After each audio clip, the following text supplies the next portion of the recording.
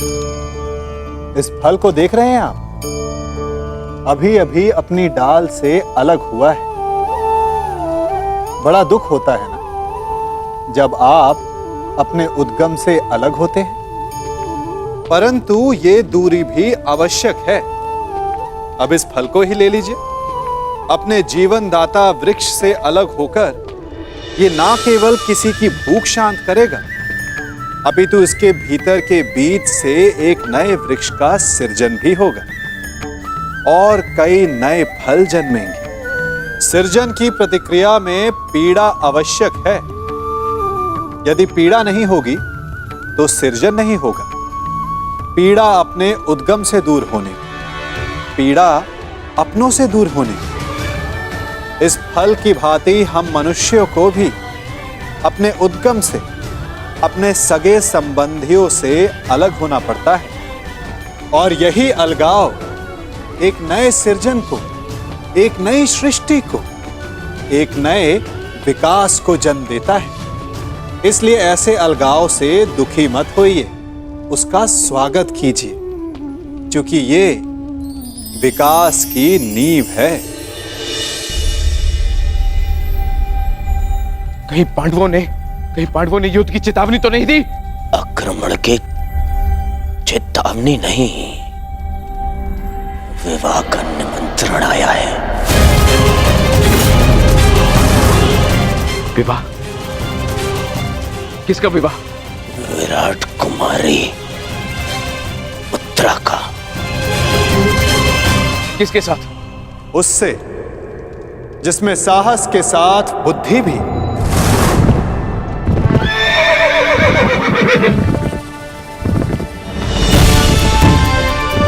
उसके हाथों में पर्वतों का बल है, जिसकी गति में पवन सा वेग है।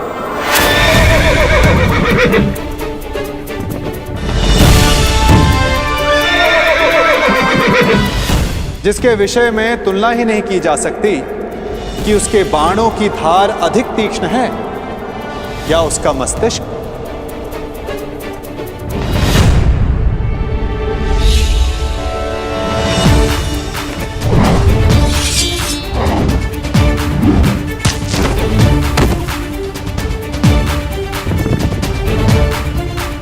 जो नर है, परंतु उसमें सिंह सी शक्ति, जिसे शत्रुओं को देखने के लिए नेत्रों की आवश्यकता नहीं।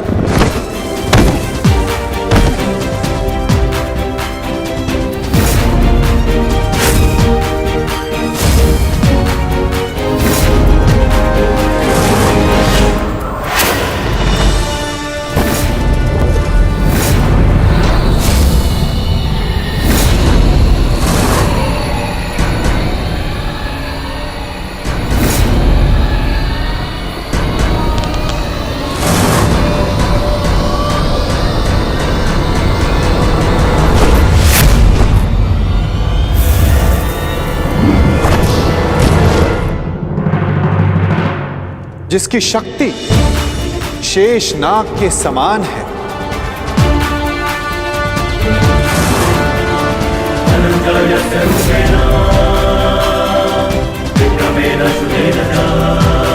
जिसके कौशल के समक्ष बड़े से बड़ा योद्धा झुक जाता है।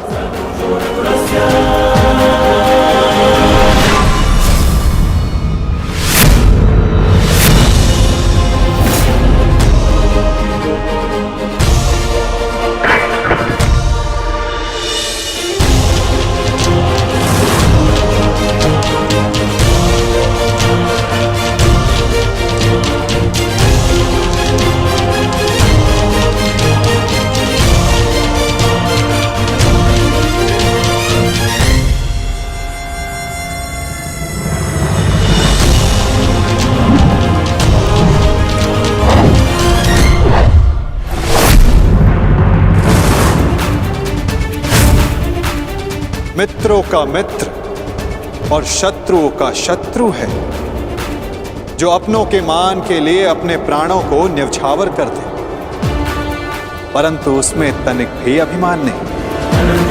रूपेण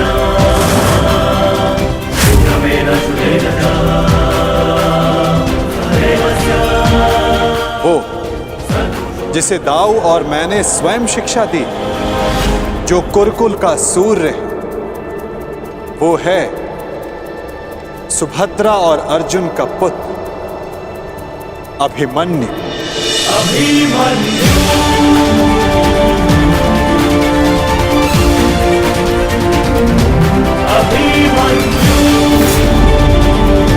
वो जितना शक्तिशाली है उतना ही विनम्र है।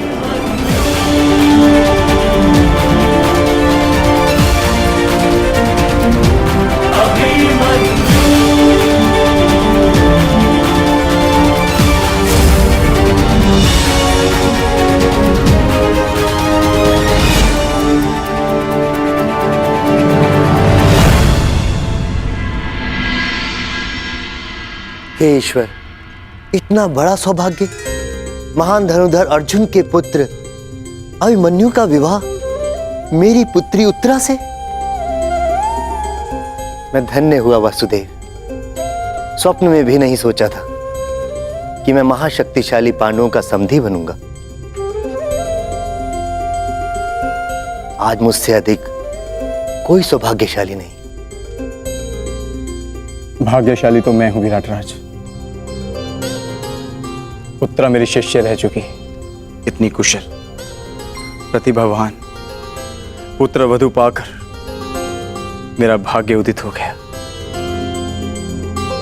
परंतु आप लोग अभी अभिमन्यु से मिले नहीं, और मैं चाहता हूं कि उत्तरा के साथ आप भी मिल लें और उसके पश्चात निर्णय लें कि अभिमन्यु उत्तरा के योग्य है या नहीं। अभिमन्यु आपका पुत्र है और जिसके शिक्षक स्वयं वासुदेव हो, तो उसकी योग्यता पर संदेह करना भी पाप है। हम उत्तरा का संबंध अभिमन्यु के साथ करने को प्रस्तुत हैं।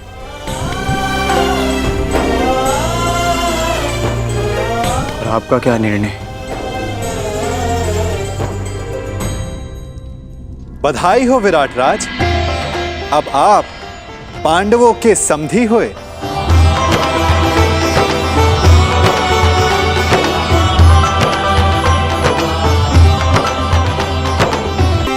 इतना दुस्साहस, इतना दुस्साहस! पहले आओ दिया, और अब उसमें नमक छिड़क रहे हैं। हम यहाँ युद्ध का आह्वान कर रहे हैं और वो ये विवाह का निमंत्रण भेज रहे हैं।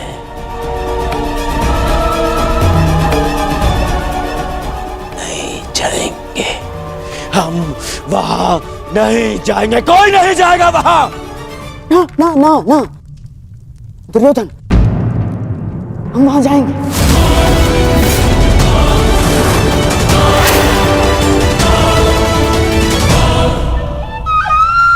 महाराज, मेरा मत है कि हमें वहां जाना चाहिए।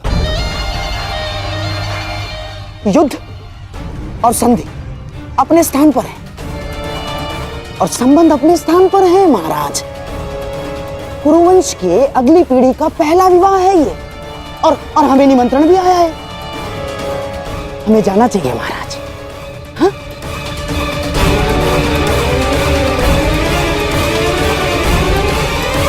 क्यों महामहिम, आप क्या सोचते हैं? आपके प्रिय अर्जुन के पुत्र अभिमन्यु का विवाह है, हमें उसे आशीर्वाद देने नहीं जाना चाहिए? जाना चाहिए महामहिम। हैं?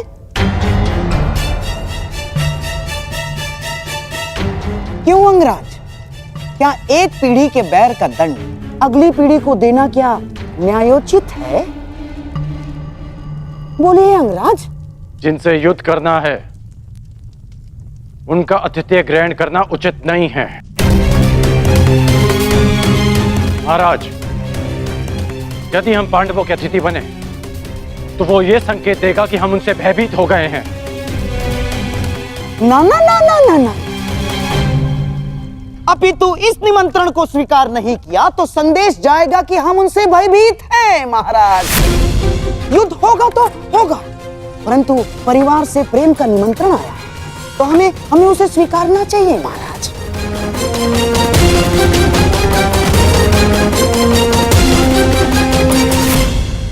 तनिक सोचिए महाराज, पांडु आपके भाई थे और देवी कुंती अभी भी हस्तिनापुर में निवास करती है, तो क्या हम उनसे अपने पौत्र के विवाह में सम्मिलित होने का अधिकार छीन सकते हैं महाराज? देवी कुंती के लिए हमें इस विवाह में अवश्य जाना होगा महाराज। प्रेम का प्रस्ताव आया है, उसे स्वीकार कर लेते हैं। यदि युद्ध की चुनौती आएगी तो उसे भी स्वीकार कर लेंगे। मैं जानता हूं महाराज, आपके मन में अभी इस समय क्या दुविधा चल रही है, परंतु हस्तिनापुर के सम्राट होने के नाते आपके भी कुछ उत्तरदायित्व हैं महाराज। आप समझ रहे हैं ना महाराज मैं क्या कह रहा हूं?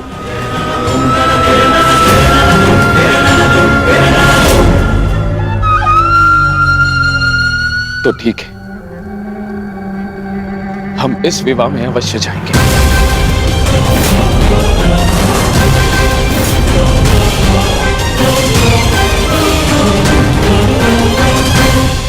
कौरव का निमंत्रण देने की क्या आवश्यकता थी वासुदेव?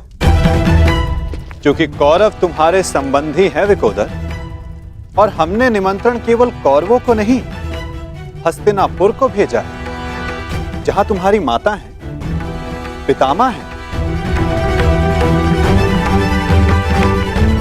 इतने वर्षों के पश्चात भी भीम को अपने क्रोध पर नियंत्रण करना नहीं आया। मैं अपने अनुज की ओर से आपसे क्षमा चाहता हूं वासुदेव, परंतु मेरे भी मन में यही प्रश्न है कि कौरवों को निमंत्रण क्यों? और अब भी मेरा उत्तर वही रहेगा युधिष्ठिर, कि कौरव तुम्हारे संबंधी हैं। पूछने का कोई लाभ नहीं ज्येष्ठ। माधव को यदि नहीं बताना है तो वो नहीं बताएंगे, परंतु मुझे विश्वास है माधव ने जो भी निर्णय लिया होगा हमारे हित में ही लिया होगा, क्योंकि माधव की आंखें भविष्य देख सकती हैं। यदि विश्वास है पार्थ तो आगे बढ़ो, विवाह की तैयारी करो, क्योंकि समय कम है और कार्य अधिक शेष है।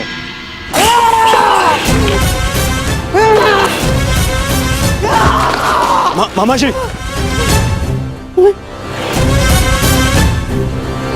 तुम्हें क्या लगता है ये निमंत्रण मैंने बड़े आनंद से स्वीकार किया है? ये लगता है तुम्हें? मेरे मन से पूछो, मेरी आंखों में देखो दुर्योधन, तुम्हें उत्तर मिल जाएगा। कितना बड़ा अपमान है ये निमंत्रण मेरे लिए, ये निमंत्रण। परंतु यदि इतना बड़ा अपमान था मामाश्री, तो निमंत्रण स्वीकार क्यों किया मामाश्री? क्योंकि एक अपमान का उत्तर देने के लिए अपमान को स्वीकारना पड़ता है दुर्योधन। ये विवाह, ये संबंध, ये निमंत्रण मेरे लिए उस कृष्ण का प्रहार है दुर्योधन। प्रहार, बड़ा दुखदायी प्रहार है, और उस प्रहार का उत्तर देने मुझे जाना होगा दुर्योधन। और मैं जाऊंगा। तुम खड़े क्यों हो? तुम बैठो, मैं जाऊंगा। मैं जाऊंगा। मैं कुछ समझ नहीं पा रहा हूं मामाश्री। उस छलिए ने मुझे हरा दिया दुर्योधन। मैं हार गया। हमने दिग्विजय करके उन्हें मित्र विहीन कर दिया। द्वारका में महाबली बलराम के साथ संधि करके हमने उन्हें आशाविहीन कर दिया, परंतु उस छलिया ने एक ही क्षण में पांडवों को वो सब कुछ दे दिया जो हमने उनसे छीना था। दुर्योधन, इस विवाह से उस वासुदेव ने उन पांडवों को राज्य, मित्र, आशा सब कुछ दे दिया, सब कुछ दे दिया दुर्योधन।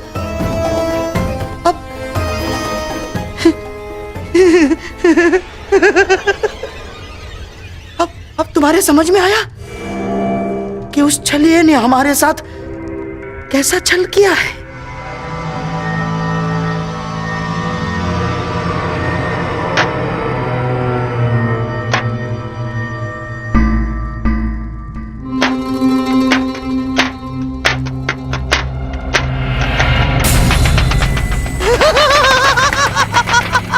साम ताम दंड भेद युक्ति कपट छल कुचक्र षड्यंत्र, कुछ भी प्रयोग करके मैंने इस विवाह को अपशकुन न बनाया तो मेरा भी नाम शकुन ही नहीं।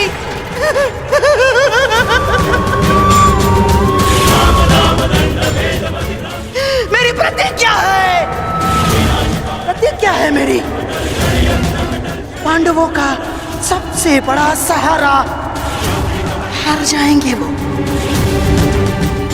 उस छलिए को शकुनी का उत्तर मिलेगा दुर्योधन, इसी विवाह में मिलेगा।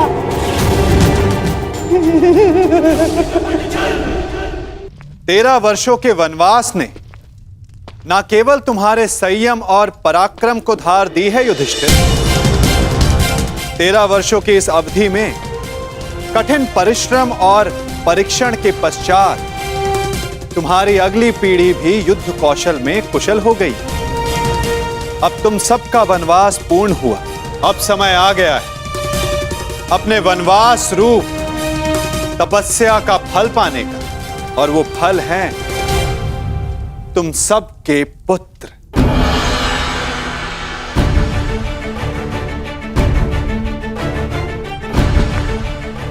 सर्वप्रथम प्रस्तुत है युधिष्ठिर पुत्र प्रतिविंध्य।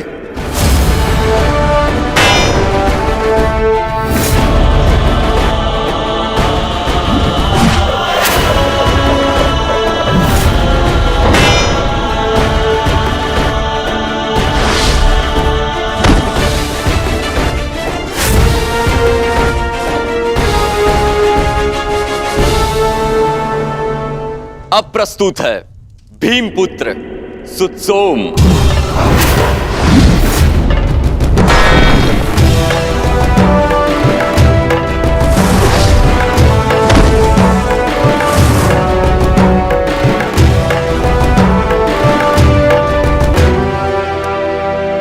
अगला शूर है गांडीवधारी अर्जुन का सुपुत्र शुतकर्म।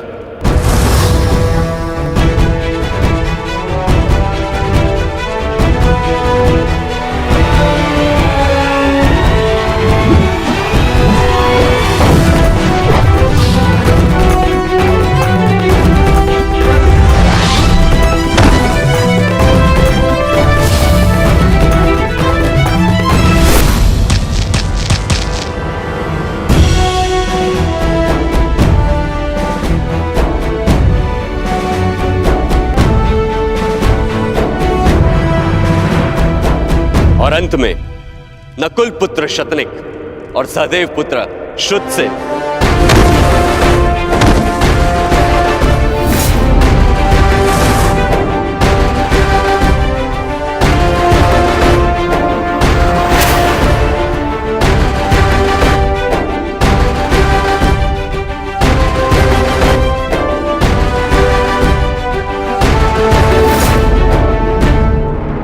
और अब प्रस्तुत होने जा रहा है वो योद्धा जिसने युधिष्ठिर का धर्म भी सीखा है, जिसमें भीम जैसा बल भी है, नकुल की एकाग्रता और सहदेव की चपलता, और धनुर्विद्या में अर्जुन जैसी निपुणता। वो है अर्जुन पुत्र महायोद्धा अभिमन्यु।